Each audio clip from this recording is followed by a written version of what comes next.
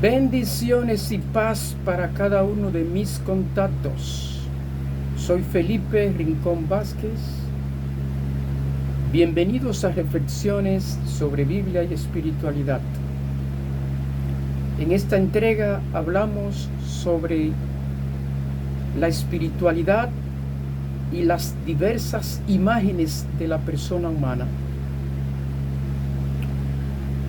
En el ámbito de la reflexión teológica existen diversas concepciones sobre la naturaleza en relación con la gracia.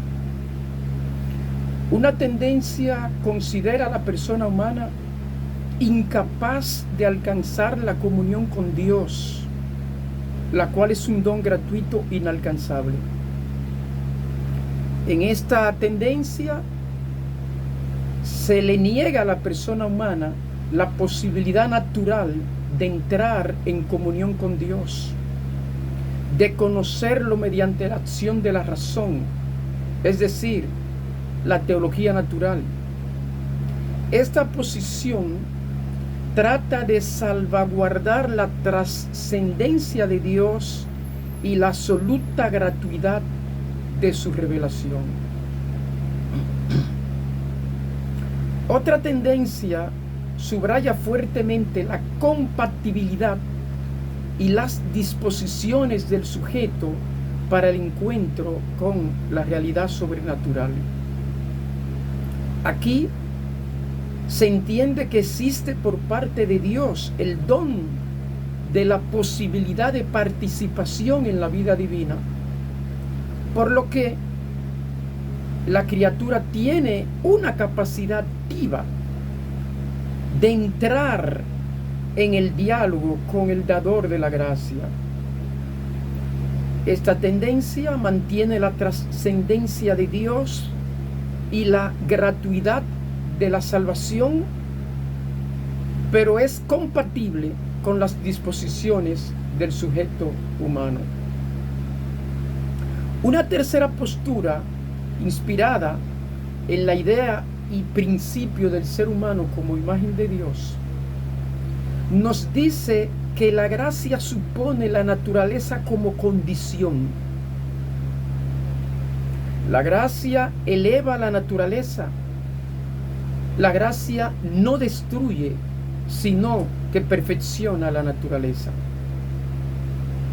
El ser humano tiene así la capacidad activa de conocer a Dios y la capacidad pasiva de recibir la vida divina.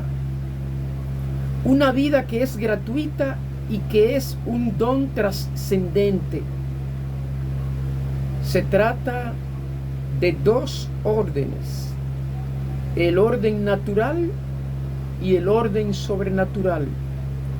Dos órdenes con un punto de contacto que hace posible su encuentro en la libertad. El ser humano puede captar a Dios en virtud de su condescendencia como creador y providencia.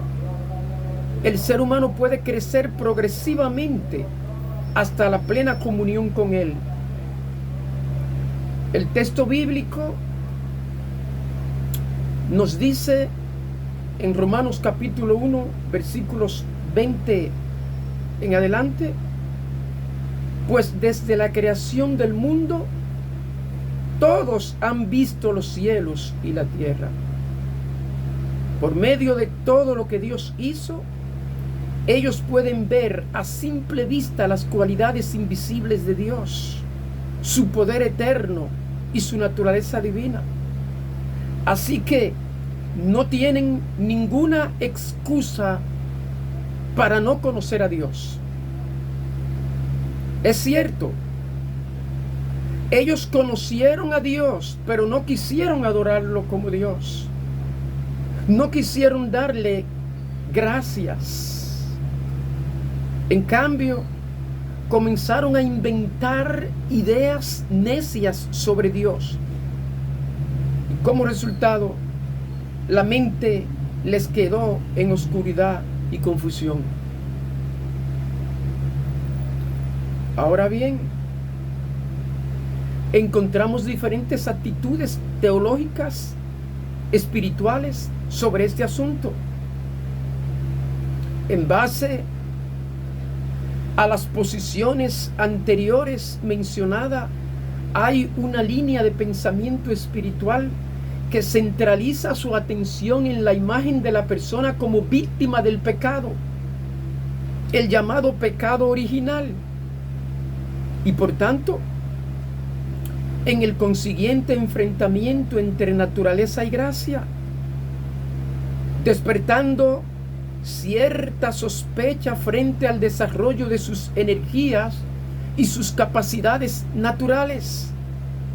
Para estos, el ser humano está tan dañado por el llamado pecado original que no puede hacer nada con sus capacidades naturales. Para estos, la perfección cristiana consiste en reprimir la naturaleza, luchando por debilitarla. Su eje está en la crucifixión y la muerte de Jesucristo. Y su llamado es: niégate a ti mismo. Otros, en cambio, partimos del hecho de la redención como salvación del organismo total, en virtud de la cual también las fuerzas naturales son elevadas y corroboradas por la gracia. Es decir, la gracia afecta ontológicamente a la persona humana. Cuando hablamos de que la gracia afecta ontológicamente a la persona humana, estamos diciendo que desde el ser renace la persona, lo transforma. El cristiano supone la elevación de toda naturaleza humana en Jesucristo. De modo que el llamado aquí no es niégate a ti mismo, sino realízate a ti mismo. Es nuestra firme creencia que no existe un pecado original que haya eliminado totalmente la potencialidad intrínseca del ser humano. Los seres humanos poseemos una capacidad intelectiva y volitiva. La persona tiene recursos intrínsecos para su reorganización, para su reingeniería. Así, de estos puntos de vista nacen posiciones diferentes en cuanto a la relación entre espiritualidad y corporeidad. En cuanto a la dimensión corpórea de la existencia, encontramos entre la cristiandad, entre los cristianos, por un lado, un profundo desprecio o desconfianza frente al cuerpo. Estos consideran al cuerpo casi exclusivamente como enemigo del alma, rebelde y fuente del mal. Por otro lado, también se manifiesta una estima unilateral y exagerada del cuerpo. Hay en efecto un cierto tipo de pedagogía de la espiritualidad que alimenta esa desconfianza hacia el cuerpo, considerándolo como un enemigo con el que hay que luchar y al que hay que vencer por ser fuente de desórdenes instintivos y afectivos. Otra forma de pedagogía se basa en la ética del placer hedonista y propone el culto al cuerpo como fin esencial de la existencia humana. Sin caer en el vitalismo o naturalismo vitalista, sin invertir el orden de los valores y sin dejar de reivindicar el primado de la dimensión espiritual, la solución auténtica hay que buscarla en una síntesis existencial del ser humano. La persona es naturaleza y corporeidad. No se educa ni siquiera espiritualmente contra el cuerpo, sino con el cuerpo. No a pesar de las pulsiones instintivas, sino con ellas. No tratando de anular su carga afectiva, sino con ella, asumiéndola y orientándola a la unión esponsal con Dios. El cristiano perfecto será un ser logrado, una personalidad plena, porque ha sido elevado en Jesucristo con todo su ser, sus dotes naturales, temperamento, conocimiento, tendencias. No es solo espíritu, sino un compuesto de cuerpo y espíritu. Es la personalidad entera y debe realizarse como espíritu encarnado.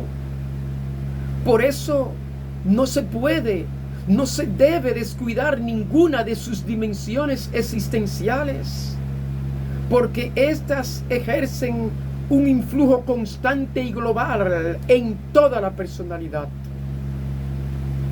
en la unión de cuerpo y alma. El ser humano es una síntesis del universo material, el cual alcanza por medio del ser humano su más alta cima. El cuerpo es, ante todo, el instrumento de expresión de la personalidad. Es el modo real de manifestar el propio ser. El cuerpo es, además, el instrumento de comunicación del alma con el mundo exterior. Eso supone una habilidad para observar, para prestar perfecta atención a todas las manifestaciones de la personalidad de los demás, especialmente a su expresión no verbal.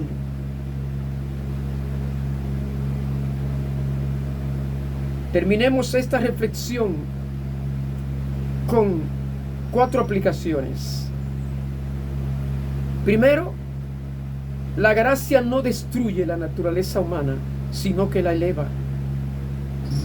Y nosotros poseemos capacidades intelectiva y volitiva, recursos intrínsecos para nuestro crecimiento. Los discípulos de Cristo, los que buscan la bondad, la belleza y la verdad, entrarán en el reino de los cielos por sus decisiones morales y por sus victorias espirituales. Y se te han dado recursos para esas decisiones morales y esas victorias espirituales. Segundo, es necesaria una visión positiva del ser humano y de la realidad corpórea, sin deprimirlo excesivamente, ni exaltarlo sin moderación alguna. No debe el ser humano despreciar la vida corporal, sino que, por el contrario, debe tener por bueno y honrar a su propio cuerpo. En tercer lugar, se convierte en una consecuencia práctica de las afirmaciones anteriores la plena aceptación de la condición corpórea con todos sus valores y sus límites. Debemos aceptar nuestra corporeidad con todos sus valores y con todos sus límites.